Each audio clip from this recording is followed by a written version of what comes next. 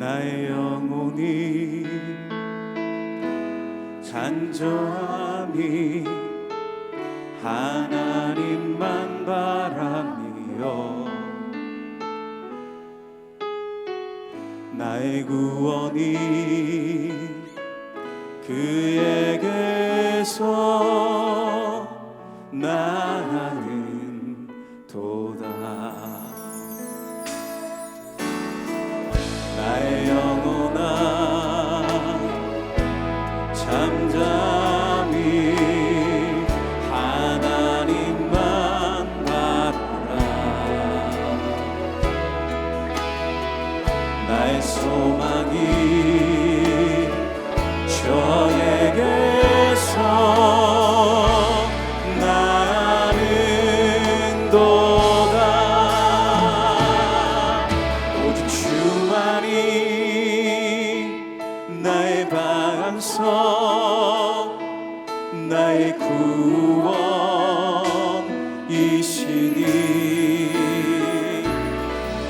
오직 주만이 나의 사랑성 내가 요동치 아니하리.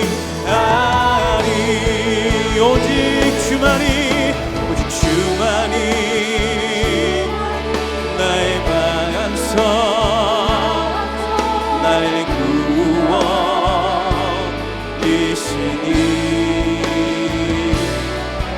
오직 주만이 나의 사랑성 내가 요동치 아니하리.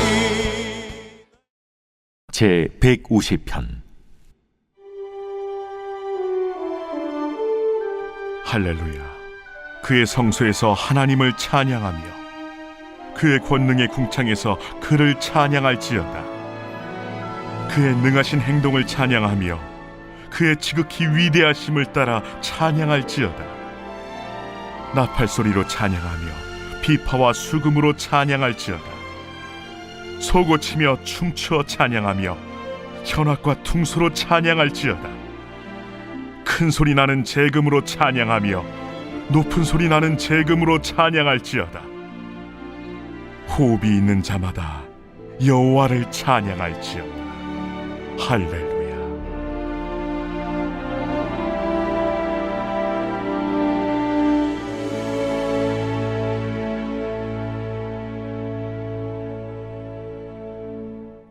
시편은 총 150편으로 구성되어 있습니다. 1편이 복 있는 사람은 으로 시작하여 인생의 방향을 제시했다면 마지막 150편은 할렐루야라는 거대한 외침으로 끝을 맺습니다. 이것은 우리 인생의 결론이 결국 찬양이어야 함을 보여줍니다. 그렇다면 찬양은 과연 무엇일까요? 찬양에 대해 오늘 본문은 찬양을 어디에서 해야 하는지, 무엇을 찬양해야 하는지, 찬양을 어떻게 해야 하는지, 그 찬양을 누가 해야 하는지 구체적으로 서술하고 있습니다. 첫째, 어디에서나 찬양해야 합니다. 1절, 할렐루야 그의 성소에서 하나님을 찬양하며 그의 권능의 궁창에서 그를 찬양할지어다. 본문 1절은 그의 성소에서와 권능의 궁창에서 찬양하라고 합니다. 하나님의 임재가 있는 곳뿐만 아니라 권능의 궁창, 즉 하나님의 위대한 창조의 능력이 나타난 땅을 제외한 모든 곳을 의미합니다. 하나님이 임재하는 곳을 성소로 표현했습니다. 이 성소는 어디에 있습니까? 땅에 있지요. 곧 땅을 의미하는 것입니다. 궁창은 하늘과 하늘 그 이상입니다. 결국 땅과 하늘이라는 공간적 개념은 어떤 공간도 예외가 없이 모든 공간에서, 즉 어디에서나 찬양해야 함을 우리는 알게 됩니다. 제2차 세계대전 당시 아우슈비츠 수용소에는 죽음의 공포가 가득했습니다. 그런데 한 감옥에서 매일 밤 낮은 목소리의 찬양이 들려왔습니다. 가스실로 끌려가기 직전에 유대인들의 찬송이었습니다. 수용소 간수들은 그 유대인들에게 야, 곧 죽을 텐데 무엇이 그렇게 즐거워서 노래하냐? 라며 비웃자 한 청년이 대답했다고 합니다.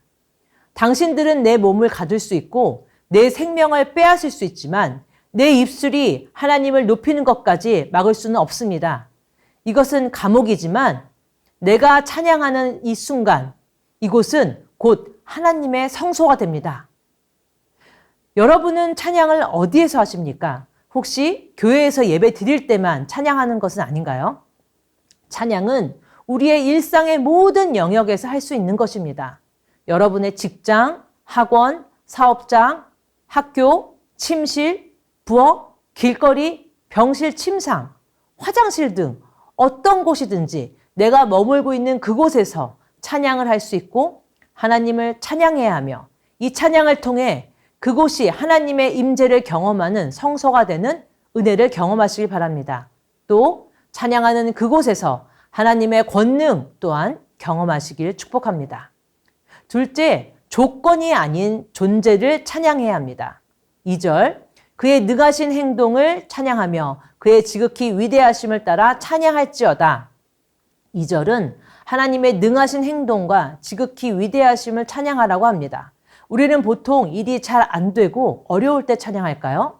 아니면 일이 잘 될 때 찬양할까요? 일반적으로 일이 잘 풀릴 때 찬양하지만 성경은 하나님이 행하신 일, 하나님의 역사와 하나님의 성품, 하나님의 존재 자체로 충분하다고 말합니다. 결국 찬양은 나의 상황이나 상태에 따라 할 수 있고 안 할 수 있는 것이 아닙니다. 우리가 착각하는 것은 오늘은 내가 찬양할 기분이 아니야 라는 자기 합리화 속에서 나 스스로에게 타협을 하며 내 기분에 따라 찬양을 좌지우지하는 경우가 많습니다. 물론 기분이 나쁘거나 화가 날 때 찬양이 쉽게 나오는 것은 아닙니다. 그러므로 찬양이 잘 되지 않는 것은 사실이죠. 그러나 그럼에도 불구하고 내가 찬양을 하는 것은 나의 형편과 전혀 상관없이 하나님의 능하신 행동, 즉 하나님의 하신 일들에 대해 찬양하는 것이며 하나님의 위대하심을 찬양하는 것입니다. 설교의 황태자라는 찰스 스펄전 목사님은 평생 심한 우울증과 통풍에 시달렸습니다. 어느 날 너무 고통스러워 신음하던 목사님은 갑자기 큰 소리로 찬양을 부르기 시작했습니다. 그 모습을 본 제자가 목사님, 그렇게 아픈데 찬양이 나오십니까? 라고 묻자 그는 이렇게 대답했습니다. 내 몸의 감각은 고통을 말하지만 내 영혼의 기억은 하나님의 신실하심을 기억해. 통증은 지나가지만 내가 찬양하는 하나님은 영원하시기 때문이네. 찬양은 감정이나 기분으로 하는 것이 아니라 기억으로 하는 것입니다. 나를 구원하신 그분의 능하신 행동을 기억하시기 바랍니다. 하나님이 독생자 예수 그리스도를 아낌없이 죄인인 나와 여러분을 위해 이 땅에 오셔서 십자가의 보혈의 능력으로 우리를 구원하신 그 하나님의 위대한 계획을 기억하시길 바랍니다. 셋째, 모든 것을 동원하여 찬양해야 합니다. 3절, 나팔소리로 찬양하며 비파와 수금으로 찬양할지어다. 소고치며 춤추어 찬양하며 현악과 퉁소로 찬양할지어다. 큰 소리 나는 재금으로 찬양하며 높은 소리 나는 재금으로 찬양할지어다. 3절부터 5절은 온갖 악기가 다 등장합니다. 나팔은 금관악기, 비파와 수금은 현악기, 소고와 재금은 타악기입니다. 전통 회중 예배를 보면 예배 때 사용하는 악기는 오르간이었습니다. 1990년대만 해도 신디사이저나 드럼을 사용하여 찬양을 했다간 난리가 나는 교회가 많았습니다. 심지어 아직도 찬양할 때 예배 시간에 드럼을 사용하지 못하게 하는 교회들이 있습니다. 하나님을 찬양할 수 있는 악기와 하나님을 찬양할 수 없는 악기로 구분되어져서는 안 됩니다. 악기에는 죄가 없습니다. 악기를 사용하는 사람이 죄인일 뿐입니다. 우리가 하나님의 말씀으로 바른 신앙을 가지고 있지 않으면 얼마든지 우리는 이와 같은 오류를 범할 수 있습니다. 마치 거룩한 악기가 있는 반면 죄악된 악기, 예배 시 사용할 수 없는 악기가 있는 것처럼 금기시하는 악기가 있는 것입니다. 오늘 시편 150편 말씀은 이렇게 말합니다. 어떤 악기든 모든 악기를 통해 찬양할 수 있다고 말씀합니다. 그리고 찬양은 조용히 할 수도 있지만 오늘 본문은 찬양을 할 때 춤추며 신나게 큰 소리를 해야 한다는 것입니다.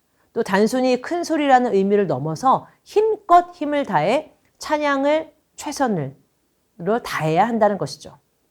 여러분 혹시 트럼펫을 불어본 적이 있으신가요? 저는 직접 불어본 적은 없지만 트럼펫을 연주하는 분들에게 이런 이야기를 들어본 적이 있습니다. 트럼펫은 입술을 가볍게 다물고 푸르르 하는 느낌으로 입술 자체를 떨어서 소리를 냅니다. 그래서 트럼펫의 소리를 내기 위해서는 입술 근육의 힘이 훨씬 많이 필요하고 고음을 낼수록 입술을 더 팽팽하게 조여야 한다는 것이죠. 그래야지 소리를 낼 수 있기 때문이라고 합니다. 이렇게 소리를 내는 것이 힘들고 어렵습니다. 대충 살살 불면 소리가 제대로 안 나옵니다. 여러분 한번 생각해 보십시오. 트럼펫 같은 금관악기를 부는 분들의 공연을 어디서 본 적이 있으시다면 그분들이 한음 소리를 낼 때 연주자들의 표정과 애씀을 기억하실 겁니다.